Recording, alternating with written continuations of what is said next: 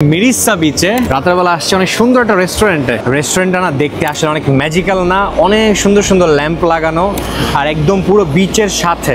ও অনেকগুলো ফিশ ধরে আনছে, আমরা এক বাস্কেটের ভিতরে অনেকগুলো ফিশ নিছি। দেখেন এখানে দারুণ না দেখতে। আমি এই মুহূর্তে দাঁড়ায় আছি এই শ্রীলঙ্কার মিরিসার সবচেয়ে ফেমাস পয়েন্ট, যেটাকে কোকোনাট ট্রি হিল বলে।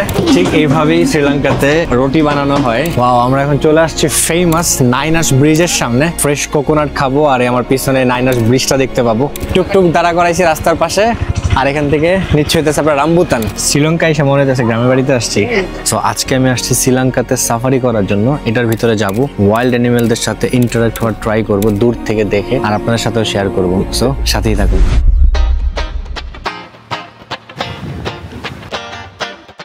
পুরো লোকাল একটা ঢাবাতে আসছি অ্যাকচুয়ালি সকালবেলা ব্রেকফাস্ট করার জন্য। ঠিক এইভাবেই শ্রীলঙ্কাতে রুটি বানানো হয়, একদম দেখতে পুরো বাংলাদেশের আপনার পরোটা যেভাবে বানায় ওইভাবেই। দেখেন এরকম ফ্রেশ, কত সুন্দর না, এরকম রুটি পাওয়া যায়। ওয়াও, সাথে আছে এখানে সাম্বাল। এটা কিন্তু কোকোনাট সাম্বাল, কোকোনাট দিয়ে বানানো। বাট আমি কোকোনাট সাম্বালটা আমি কখনো খাই না, আমি ফার্স্ট টাইম ট্রাই করতে চাই। Thank you. ওয়াও, একটা স্ট্রবেরি ফ্লেভার, অনেক দারুণ। শ্রীলঙ্কান টি পুরো দুধ চায়ের মতো, বাট দারুণ। আমি তো শ্রীলঙ্কার চায়ের ফ্যান হয়ে গেছি। অনেক ভালো লাগলো ব্রেকফাস্টটা। এখন যাচ্ছি গেলার পথে।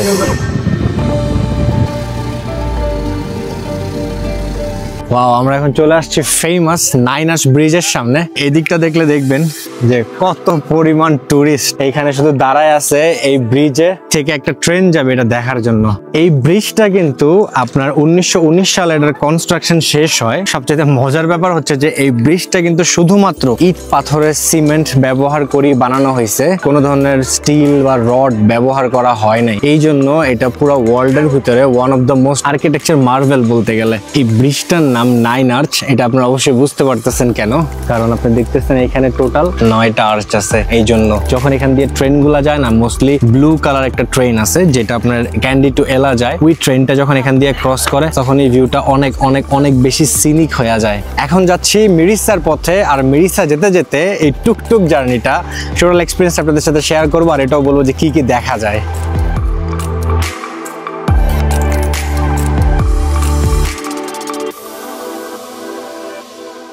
টুকটুক দাঁড়া করাইছি রাস্তার পাশে, আর এখান থেকে নিশ্চয়ই হইতেছে আপনার রামবুতান। শ্রীলঙ্কার রামবুতান গুলা খাইতে কেমন আমি জানি না, আমি এখন পর্যন্ত খাই নাই।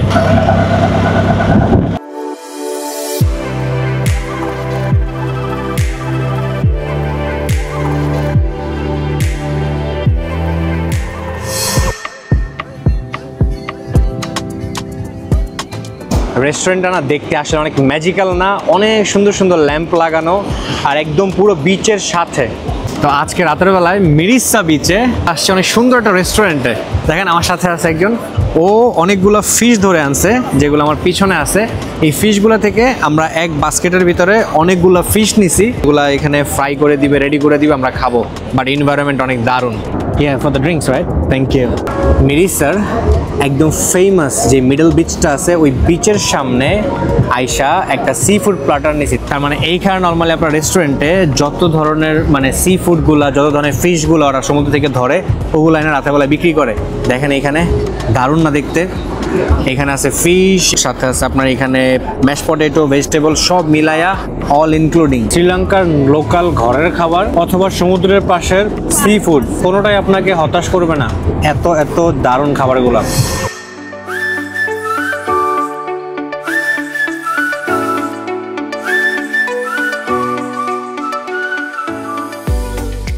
এই শ্রীলঙ্কার মিরিসার সবচেয়ে ফেমাস পয়েন্ট, যেটাকে কোকোনাট ট্রি হিল বলে। চতুর্দিকে শুধুমাত্র কোকোনাট ট্রি আর কোকোনাট ট্রি, আর অনেক সুন্দর। এখান থেকে আপনার অনেক বাতাস আসতেছে, আর পিছন থেকে সমুদ্রের ঢেউ দেখা যায়। আর এই দেখেন পুরা গোল্ডেন রেড স্যান্ড।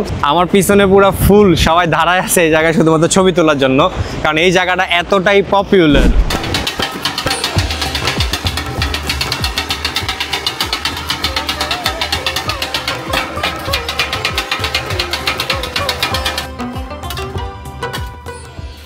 পুরো শ্রীলঙ্কাতে যতদিন ধরে এখানে থাকতেছি, 7 দিন হয়ে গেছে, এখন পর্যন্ত শ্রীলঙ্কার সবচেয়ে ফেমাস যে খাবার, যেটাকে বলা হয় আপনার কত্তু, মানে কত্তু রুটি, ওইটা এখন পর্যন্ত খাওয়া হয় নাই।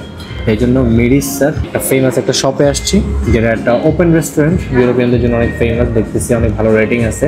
তো এই রেস্টুরেন্টে আসছি কোত্তো খাওয়ার জন্য। আর ওরা কোত্তোগুলো যে বানায়, যে পরিমাণ আওয়াজ করে বানায়, মানে মনে হয় যে ওরা একটা রিদমের সাথে কোত্তো বানাইতেছে। আর দেখতেই অনেক দারুণ, দেখেন একদম পুরো ফ্রেশ না? এগ, চিকেন, ভেজিটেবল, তারপর রুটি, সব কিছু ফুল অফ ফ্লেভারটার ভিতরে। আমার সাথে একটা চাটনিও দিচ্ছে। বাট আসলে কোত্তোটা অনেক মজা, অনেক অনেক অনেক।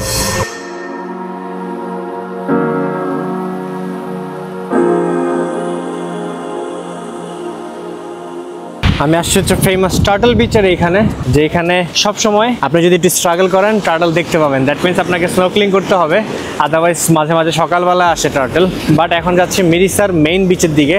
এর আগে ওই যে দূরে দেখতেছেন ছোট্ট একটা আইল্যান্ড আছে, ঠিক ওই আইল্যান্ডটাতে যাব। ছোট্ট একটা স্যান্ড ব্যাংক আছে, ওই স্যান্ড ব্যাংকটা ক্রস কইরা দেন যাইতে হয় এই প্যারট রকে। বাট এই প্যারট রকের ব্যাপারে একটা মজার বিষয় আছে, এটার নামটা লোকালরা দিছে প্যারট রক, বাট এখানে কোনো প্যারট বা টিয়া পাখি নাই, নর্মাল জাস্ট নাম দেওয়া, জানি না কি জন্য। বাট দেখা মনে হচ্ছে উপরে ওঠার রাস্তা একটু কঠিন, তারপর উপরে উঠে দেখি এখানে কি আছে।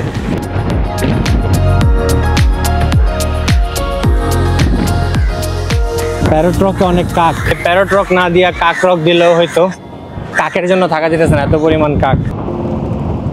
জায়গাটা অনেকটা উইন্ডি, উপরে দাঁড়াইতে পারতেছি না ঠিক মতো।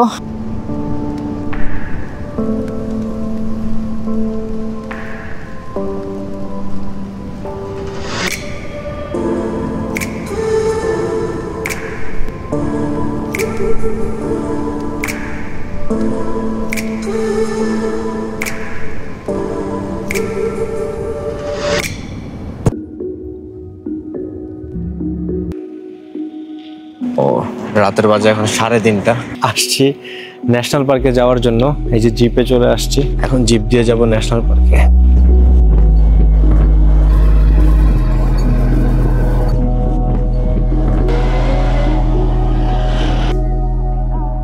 এখন বাজে সকাল 6টা, আর আমরা দেখেন দাঁড়ায় আছি সাফারি করার জন্য।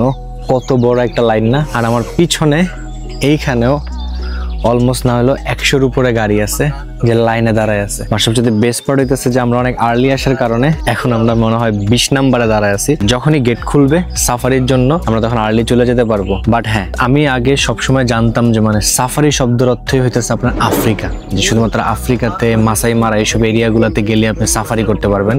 বাট আমি কখনোই জানতাম না যে মানে সাফারি শ্রীলঙ্কাতেও করা যায়। ওয়ার্ল্ডের ভিতরে যদি সাফারির জন্য যদি আরো কিছু বেস্ট প্লেস থাকে, এর ভিতরে একটা হচ্ছে শ্রীলঙ্কা। আজকে অনেক এক্সাইটেড, কারণ আমি আমার লাইফের প্রথম সাফারি করতেছি শ্রীলঙ্কাতে।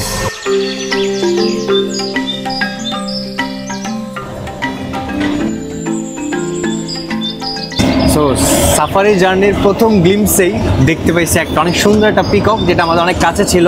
আর এখন আমরা অলরেডি সাফারির জন্য ভিতরে ঢুকে গেছি, আর দেখি আজকে আর কি কি দেখতে পারি।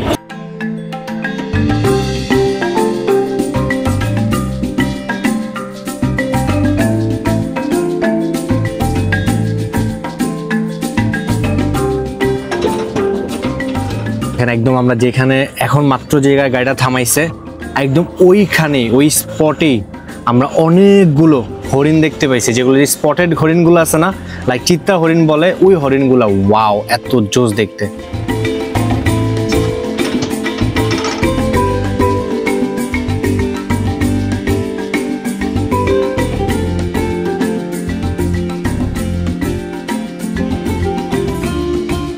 মাত্র আমরা লেপার্ডের পায়ের ছাপ দেখতে পাইছি, সো হোপফুলি এখন আমরা লেপার্ডও দেখতে পাবো।